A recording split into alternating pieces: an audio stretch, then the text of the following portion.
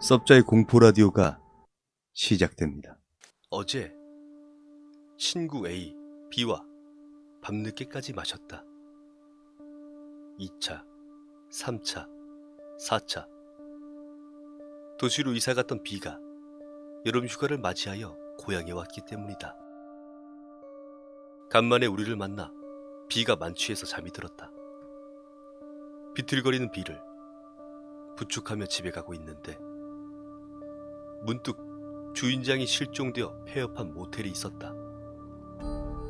흉가 체험으로 유명한 곳이다. 하지만 B는 오래전에 이사갔던 터라 그 사실을 모른다. 문득 B를 여기에 재운다는 장난을 하고 싶어졌다. 일어나면 흉가라는 사실에 깜짝 놀라겠지. 아무도 없는 흉가에 도착해서 B를 재울 공간을 찾고 있는데 문득 B가 눈을 떴다. B의 첫마디. 여기 어딘데 이렇게 사람이 많아? 순간 취기가 사라지고 B를 끌고 전성역으로 도망왔다. 어머니 없이 아버지와 사는 남매가 있었다. 집은 매우 가난했지만 원래 가난한 건 아니었고 사업이 실패해서 그런 것이었다. 그 와중에 어머니까지 사고로 돌아가시고 아버지는 폐인이 되어 항상 고주망태였다. 그리고 걸핏하면 남매를 두들겨 팼다.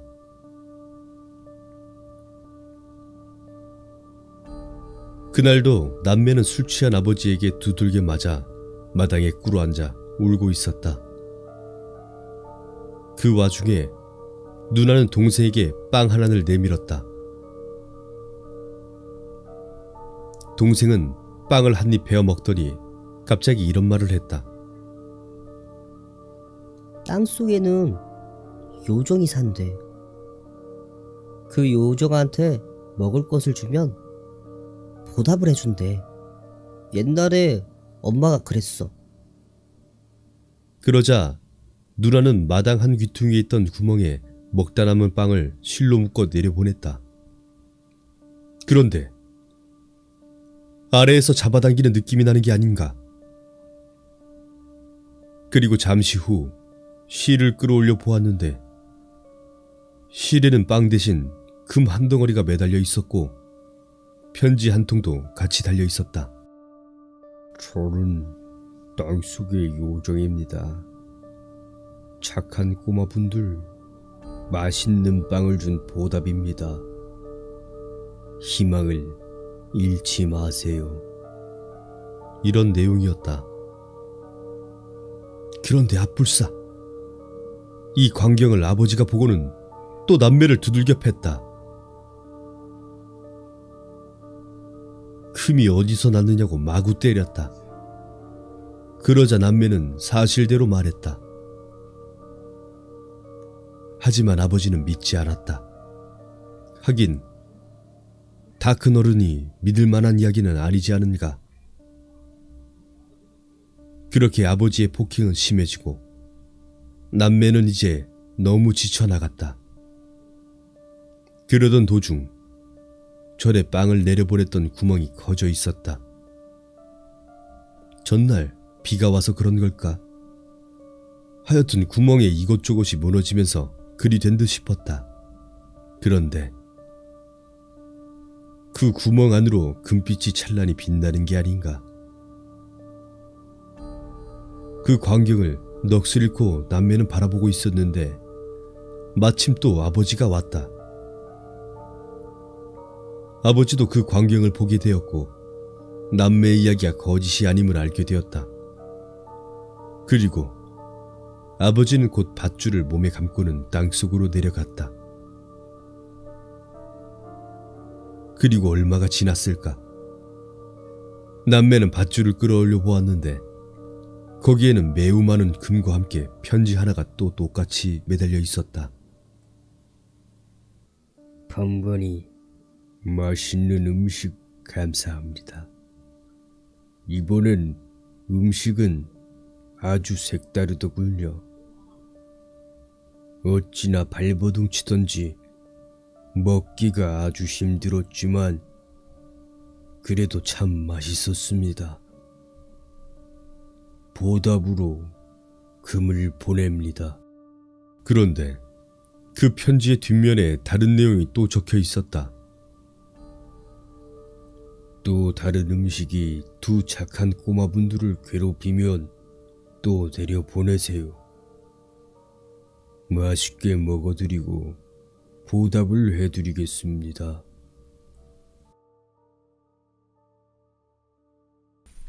한 선생님이 있었다. 선생님은 아이들에게 구구단을 외우게 했는데 외우지 못하는 아이들은 방과 후에 남겨 학교가 문을 닫기 전까지 계속해서 외우게 하였다. 그런 아이들 중 유난히 구구단을 못 외우는 아이가 하나 있었다. 다른 아이들은 붙잡고 앉아 계속해서 외우는 걸 도와주면 나중에는 잘할 수 있었는데 그 아이는 몇 개월을 걸려 가르쳐줘도 제대로 외우지 못했다. 선생님은 그 아이를 매일 남겨 외우게 했지만 소용이 없었다. 선생님은 점점 지쳐갔다. 그날도 선생님과 아이는 교실에 남아 둘이서 구구단을 외웠다. 414 428 432 446 4520 그 아이는 갑자기 말을 뚝 끊었다. 뭐하니? 어서 외워. 아이는 손가락을 만지작거리며 처음부터 외웠다. 그러나 이내 같은 부분에서 멈추었다. 이러한 일이 계속되자 선생님은 화가 났다. 446 420 46 4 아이가 계속해서 머뭇거리자 너무나도 화가 난 선생님은 그만 옆에 있던 출석부로 머리를 세게 내려쳤다. 아이는 윽소리를 내며 옆으로 쓰러졌다. 그 아이는 평소에 몸이 약했고 조금만 피곤해도 쓰러지며 발작을 하던 아이였다. 그런데 그런 아이가 최고로, 그것도 세로로 출석부를 맞아 그대로 죽고 만 것이었다. 선생님은 너무 무서웠다. 그래서 아무도 없는 학교에서 그 아이의 시체를 계단에 묻어버렸다. 손재주가 좋은 선생님은 계단에 묻은 흔적을 깨끗이 지워버렸다. 그리고 아무 일도 없다는 듯 집으로 돌아갔고 아이는 구구단을 외우고 집으로 돌아가던 중에 실종된 것으로 처리되었다. 한 달쯤 지나자 선생님은 죽은 아이에 대한 기억이나 죄책감이 많이 사라졌다. 아니, 거의 잊었을 정도다. 어찌나 활기찬지 보는 사람이 즐거울 정도였다. 그런데 어느 날부터인지 학교에 이상한 소문이 돌기 시작했다. 2층 오른쪽 계단에서 이상한 소리가 난대. 아, 나도 들었어. 방과 후에 그 계단에서 이상한 소리가. 선생님은 내심 마음에 걸렸지만 아이들이 지나가는 소문이라고 대수롭지 않게 생각하였다. 그러던 어느 날 선생님은 서류 정리를 하느라 늦게 집에 가게 되었다. 그리고 교실 바로 옆에 계단이 있었으므로 그 계단을 이용해 내려갔다. 그 계단은 선생님이 예전에 아이의 시체를 묻었던 계단이었다.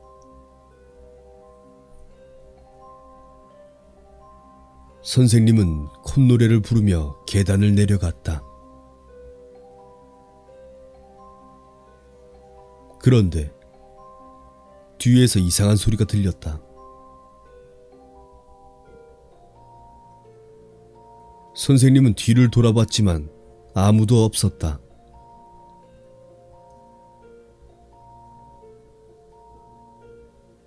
선생님은 이상히 여겨 다시 2층으로 올라가 보았다.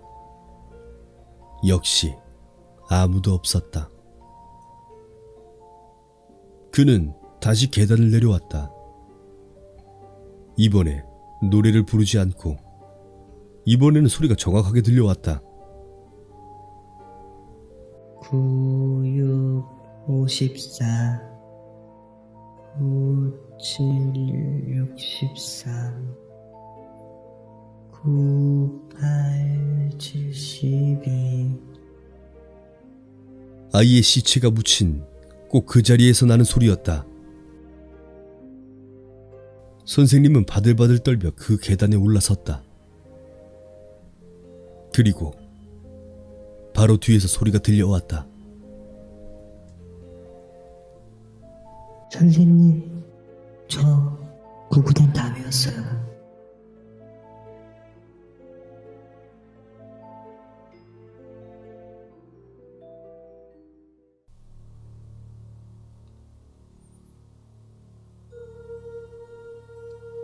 가이라는 한 아이가 있었다. 부모님은 이미 죽었고 할머니와 함께 살고 있었다.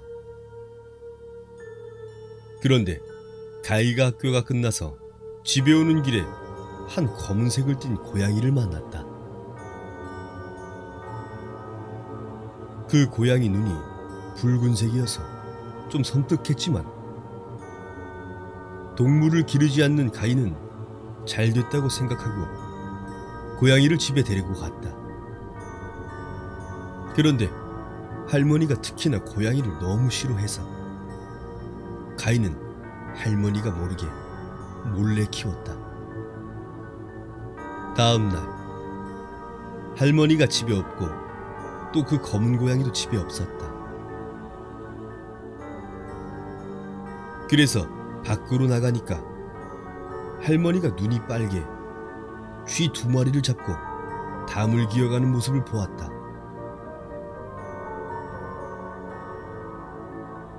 뒤에 있던 옆집 아주머니가 물었다. 아이고, 얘 가이야. 저분 너네 할머니 아니니?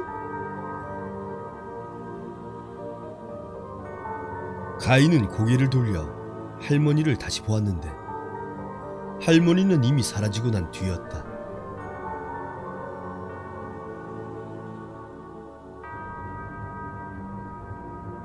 할머니는 며칠 전에 병으로 너무 아팠는데 가이가 데려온 고양이를 약으로 만들어 드셨던 것이었다. 그래서 할머니가 그렇게 고양이처럼 행동했던 것이었을까?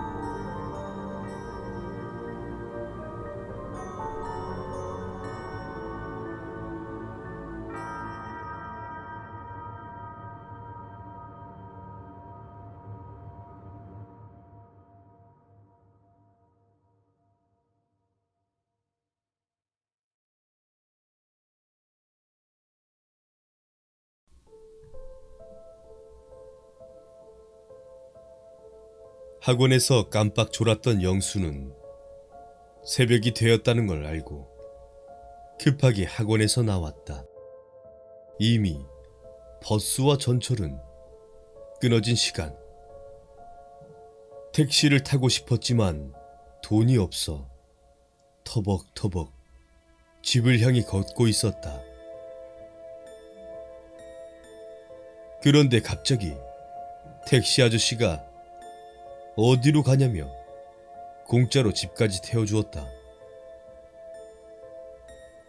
집 앞에 도착하니 학생은 택시기사 아저씨에게 물어보았다. 감사합니다.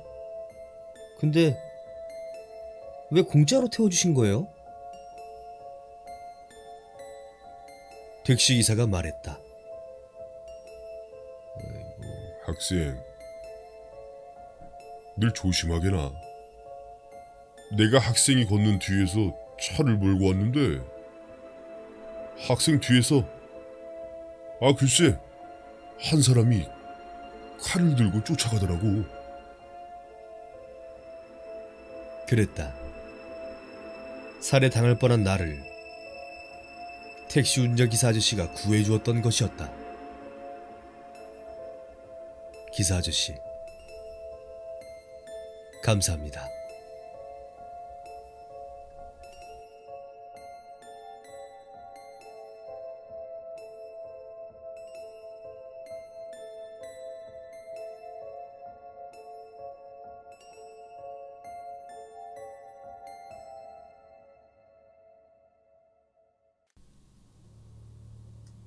마츠타니 미요코의 현대 미나고에 실린 이야기다.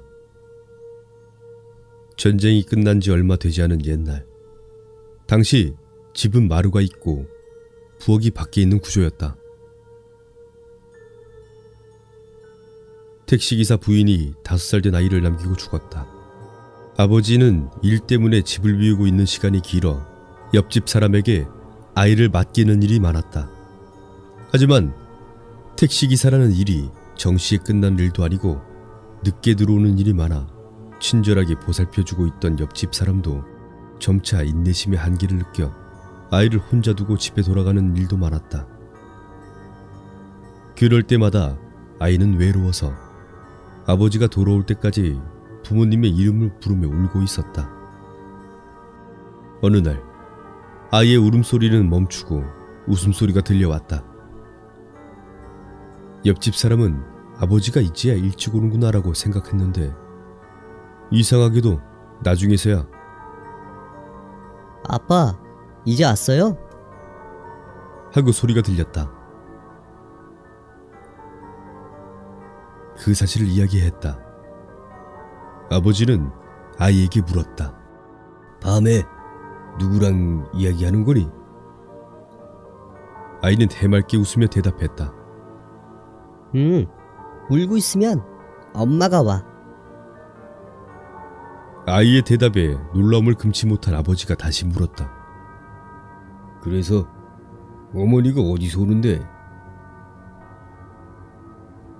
그러자 그 아이는 마루를 가리키며 마루에서 엄마가 기어 나와.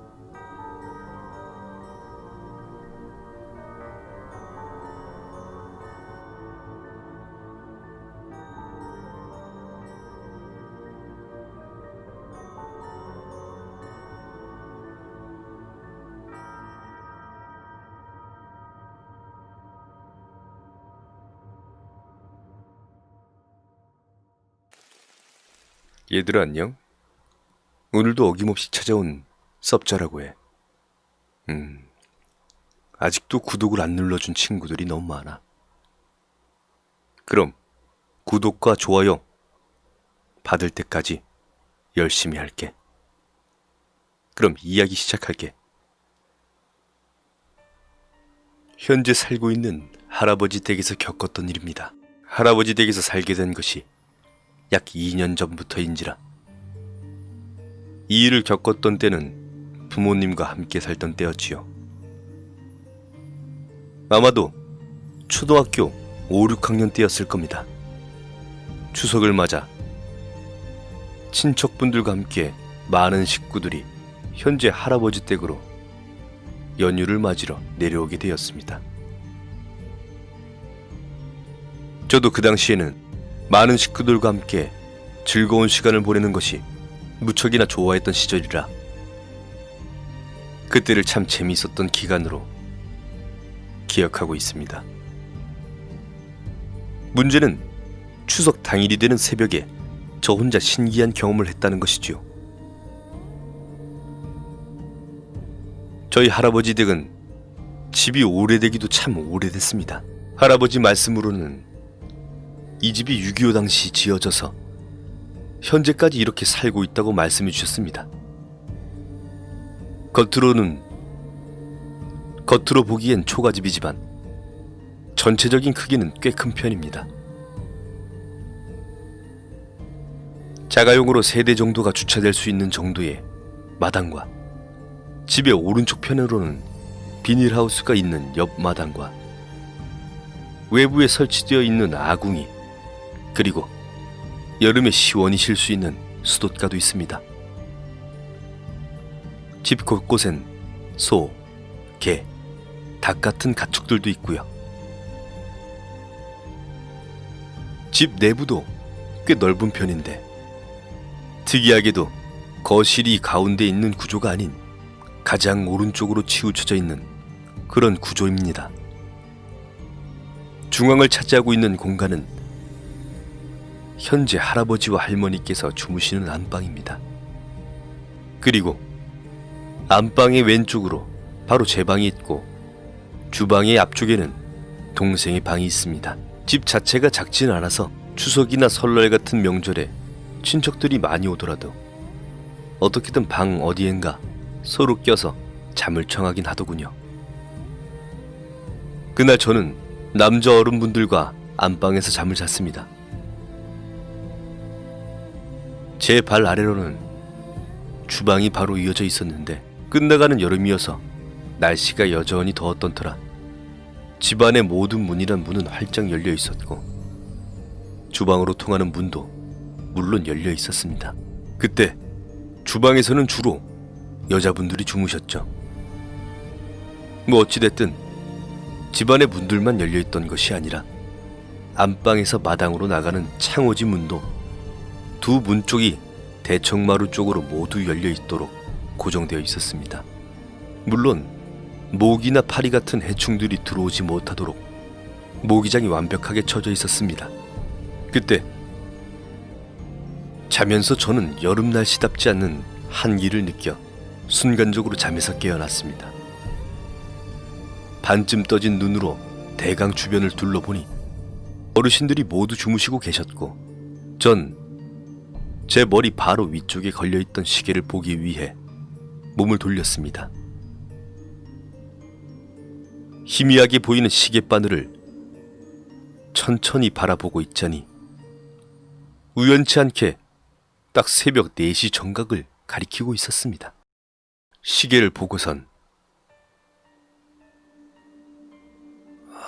뭐야, 괜히 기분 나쁘게 4시가 뭐야 4시가 라고 중얼거리며 다시 몸을 돌려 바르게 누우려는데 그때였습니다. 여름엔 해가 일찍 뜨는 편이라 새벽 4시쯤이 되면 어둠이 깊지 않아서 모기장 밖에 쳐져 있지 않은 문턱 건너편의 마당이 그럭저럭 잘 보였는데 대청마루의 기둥 옆에 기대고 있는 사람의 뒷모습이 보이는 것이었습니다. 그것도 옛날 사극에서나 나올 법한 선비들의 옷가지를 걸친 남자가 말입니다. 선비들이 쓰고 다니는 검은 갓과 도포를 걸치고 있었습니다. 정말 순간적으로 얼마나 기겁을 했는지 모릅니다. 지금 이 글을 쓰면서도 그때 그 모습이 선명하게 기억이 나는데 주변의 친척분들이 모두 주무시고 계셨던 터라 혼자가 아니라는 생각이 들자 두려움이 조금씩 사라졌습니다. 그리곤 도대체 저 사람은 어디서 왔을까? 언제 왔을까? 와 같은 묘연한 궁금증들이 머릿속을 채워나갔습니다. 그래서 순간적으로 누구세요? 라는 말을 내뱉었는데 입은 움직이면서도 목소리가 나오지 않는 것입니다. 그 점이 더 당황스러웠습니다. 마치 불가사의한 힘이 제 입을 막아버린 것처럼 목소리가 나오지 않는 것이었습니다. 그러면서 혹시 내가 목소리를 내버리면 나를 쳐다볼 것만 같은 공포가 서서히 떠오르기 시작했습니다. 그래서 아주 조심스럽게 자리에 바르게 누워 숨소리조차 제대로 못 내고 있는 상황에서 설마 내가 헛것을 본 건 아니겠지 하고 혹시나 하는 마음에 마당을 슬쩍 다시 쳐다보니 아직도 그 형체가 있었습니다.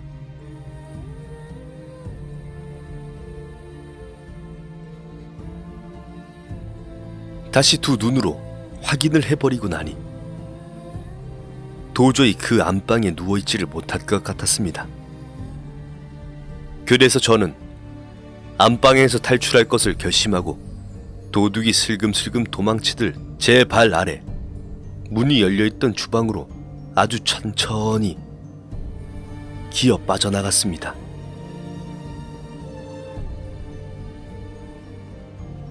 주방으로 빠져나온 뒤 다시는 안방을 쳐다볼 생각도 하지 않고 어렵게 엄마의 옆자리를 비집고 들어가 다시 잠을 청했습니다.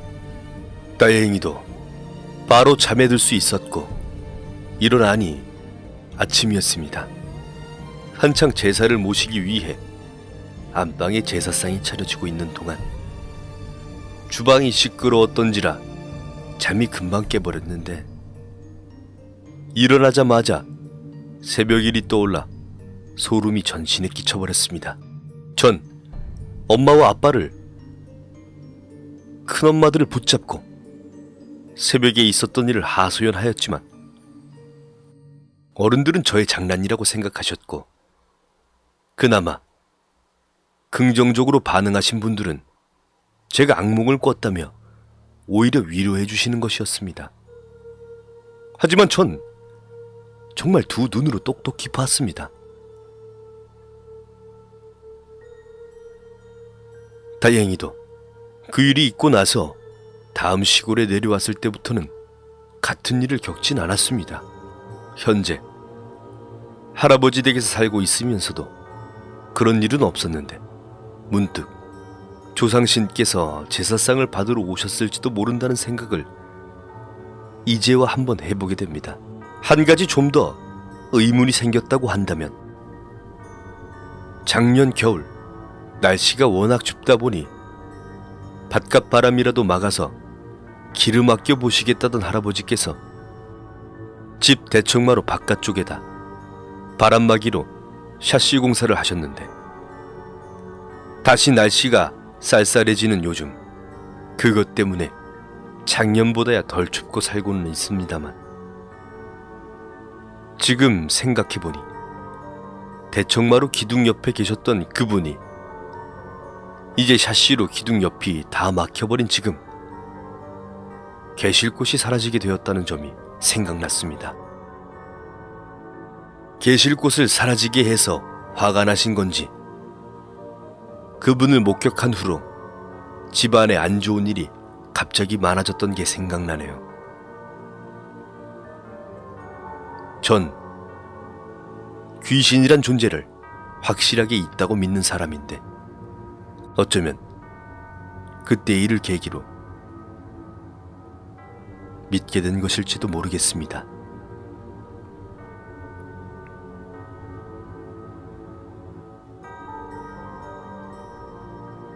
그렇다면 그 도포와 삿갓을 쓴 사람은 정말 누구였을까?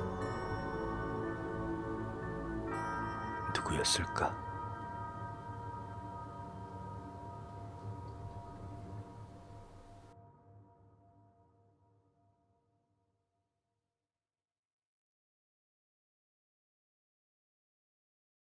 제가 강원도에서 군 생활을 할 때입니다.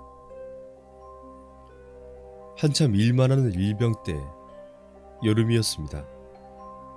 매일 스트레스 받으며 군 생활을 할 때죠. 장마야 빨리 와 하며 기다리고 있을 때 역시 장마가 찾아왔습니다. 그런데 그해 장마는 비가 너무 심하게 와 마을이 홍수가 날 정도로 많은 양의 비가 내렸습니다. 홍수 지역도 아닌데 말이죠. 뭐 저야 비가 오면 하는 일이 줄어들어 너무 좋았습니다. 그런데 너무 많이 오니까 산사태 나고 뚝 만들러 가야 하고 오히려 더 개고생을 해야 했습니다. 근데 멈출 생각이 없이 계속 오는 장마. 비가 너무 많이 오는 바람에 마을에 홍수가 아주 심하게 났습니다. 뭐 하늘이 하는 일이라 어찌 막을 수도 없고 집도 내려가고 사람 실종되고 가축이니 차들이니 떠내려간 판국에 사람이 살아남는 게 신기할 정도였습니다. 홍수가 심하게 나고 비가 그쳤습니다. 마을을 복구해야 하므로 구조대 소방관들이 일을 가담했으나 그래도 일손이 딸려 저희도 돕게 되었습니다. 어차피 동네가 작아서 구조대가 소방관이고 소방관이 구조대 일을 할 정도로 작은 동네라 저희 부대도 소방관들과 인사할 정도로 친했습니다. 가끔 모여서 축구도 하고 그랬거든요. 일단은 지금 다른 건 다 둘째치고 제일 급한 건 없어진 사람들, 즉 시체를 찾는 일이었습니다. 땅인지 강인지 구분을 못할 정도로 물바다가 되어 보트를 타고 조를 짜서 시체를 찾으러 다녔습니다. 저는 박병장과 2인 1조가 되어 별 생각 없이 어슬렁거리며 노나 휘젓고 돌아다니고 있었습니다. 하루가 지나고 이틀이 지나도 수색 작업은 계속되었고 4일째 되는 날 똑같은 코스로 작업을 했습니다. 동네가 시골이라 잡초들이 많아서 헤쳐가며 작업을 했습니다. 그런데 그때 잡초라고 하기에는 너무 검은 잡초가 눈에 보였습니다. 저는 보트를 멈추고 점점 가까이 가봤는데 순간 등골이 오싹했습니다.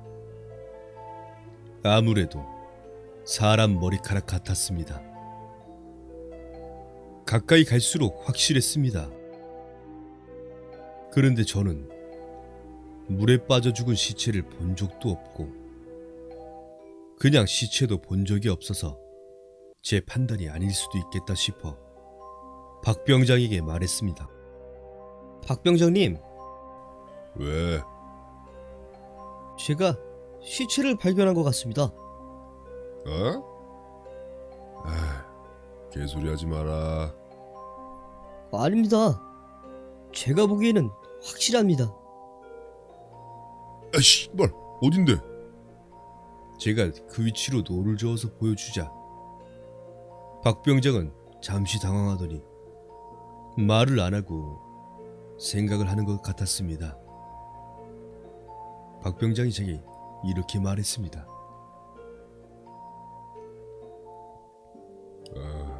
저거 시체 아니야. 가자. 예? 제가 보기에는 시체가 확실합니다. 검은 잡초는 없지 않습니까?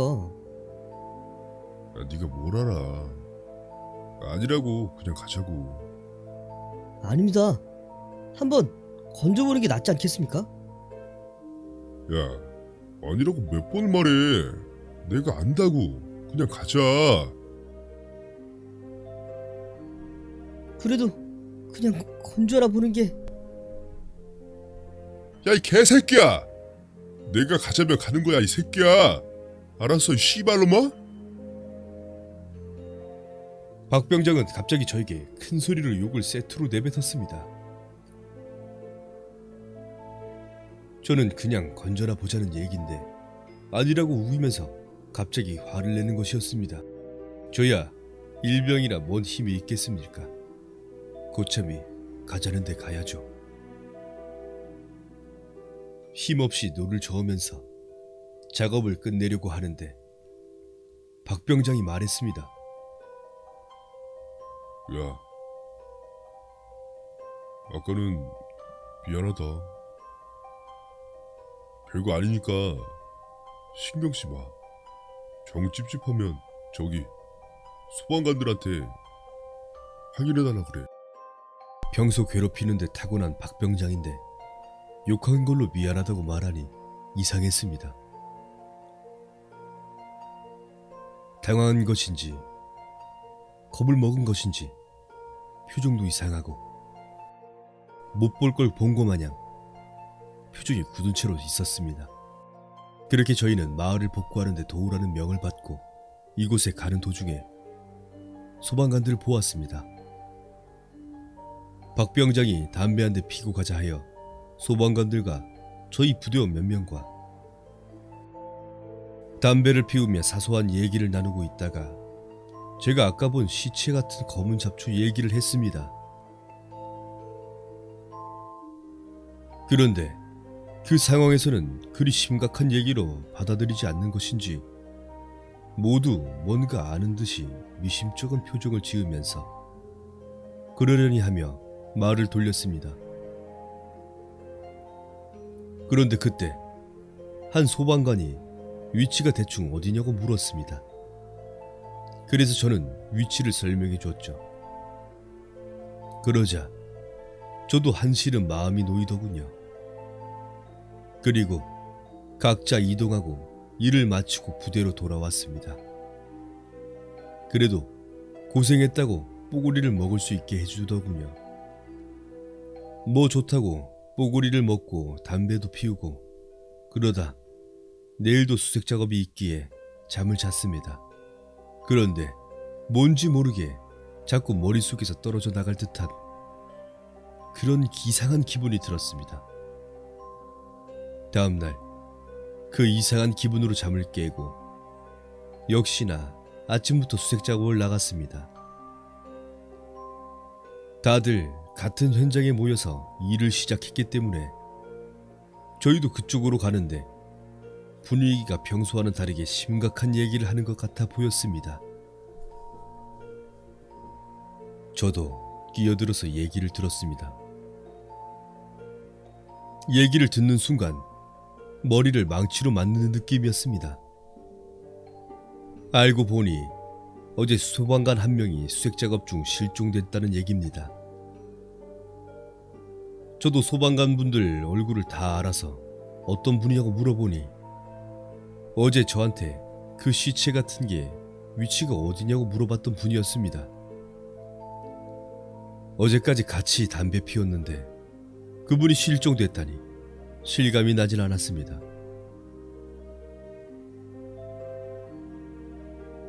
물바다가 난 판에 말이 실종이지 사람들은 죽었다고 생각했습니다. 그런데 박병장 안색이 창백했습니다. 그리고는 제가 어디 아프냐고 물어봤죠. 갑자기 저를 끌고 사람 없는 곳으로 갔습니다. 박병장이 창백한 얼굴로 저에게 말했습니다.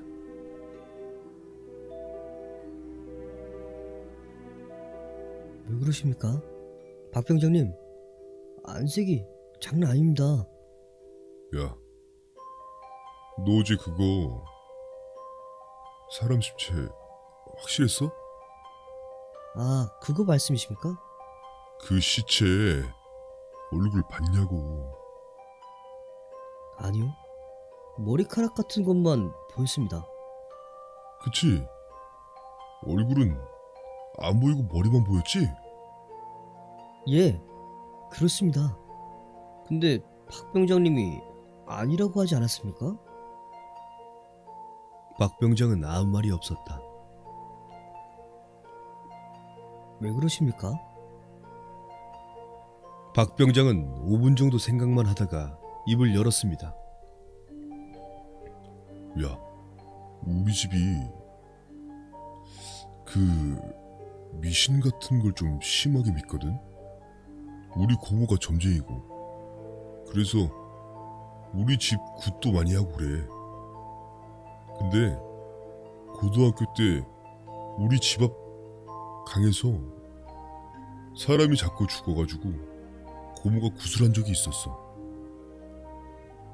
근데 굿이 끝나고 고모가 나한테 말해줬던 게 있었어. 내가 물어봤다. 뭡니까 그게? 혹시라도 앞으로 강이나 개울에서 사람 시체를 보면 절대 건들지 말라고. 절대 건들지 않으면 시체를 어떻게 꺼냅니까? 그러니까 시체가 어떻게 죽어있나 먼저 보라고 했거든. 사람 시체는 물속에서 절대 곧게 서지 않아. 일자로 서 있을 수가 없다고.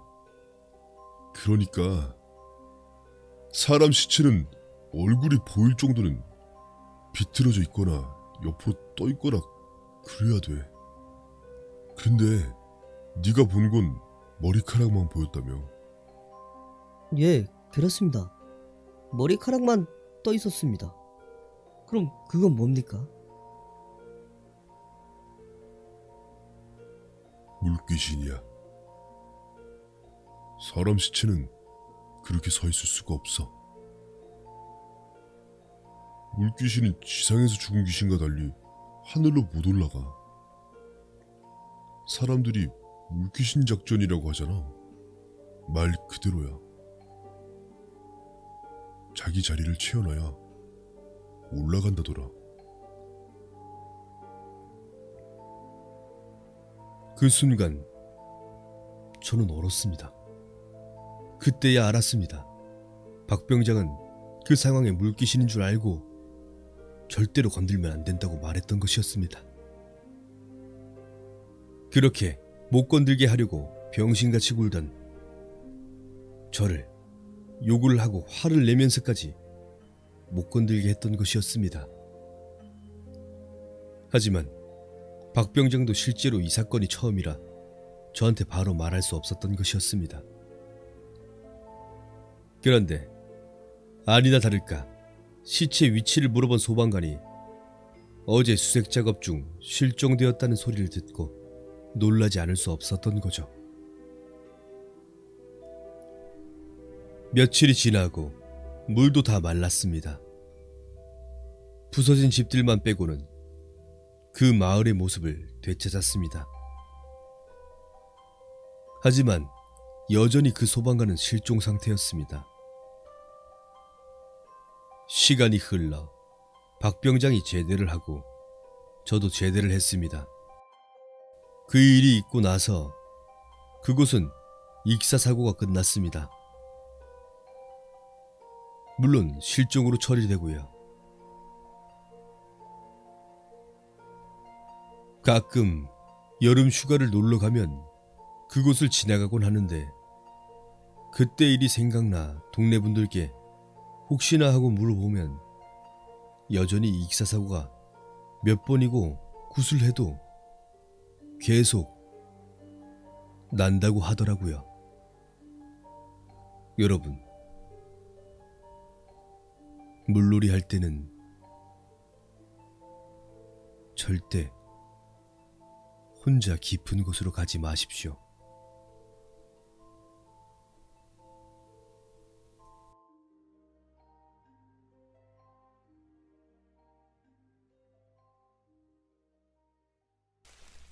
한 회사에 여직원이 있었다.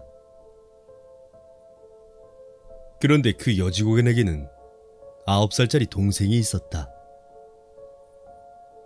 엄마가 늦둥이를 낳고 6살 때 병으로 돌아가셨기 때문이다.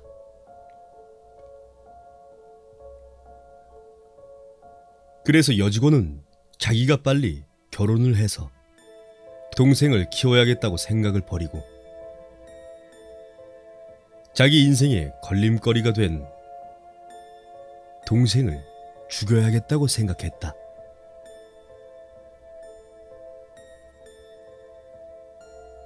동생은 그 생각을 알고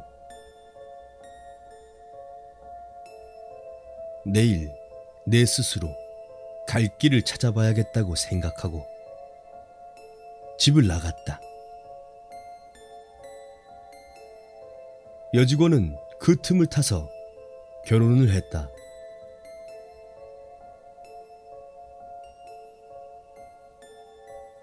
동생은 자기가 매일 와서 놀던 4층 건물에 짐을 내려놓았다.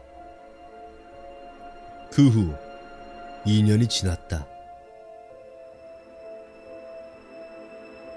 동생은 4층 건물에서 뛰어내려 자살을 했다.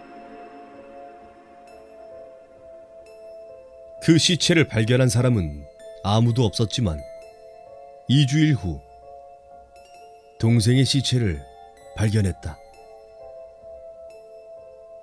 발견된 시체는 병원에 실려갔지만 동생은 이미 죽고 그 일을 안 여직원은 자살을 하고 싶었지만 동생을 위해서 더 열심히 살아야겠다고 생각했다. 어느 날 꿈을 꾸었다. 꿈속에서 동생이 나에게 손짓을 하였다. 이것은 약과에 불과하고 어쩔 때는 칼을 들고 빨리 안 오면 내가 죽여버릴 거라고 말을 하였다.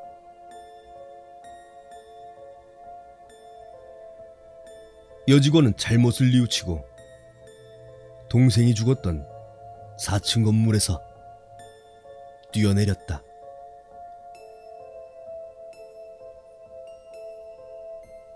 매일 밤 4층 건물 뒷뜰에서 놀고 있는 아이는 우울증이 생겨 뒷뜰에 있는 큰 나무에 목을 메어 죽는다고 한다.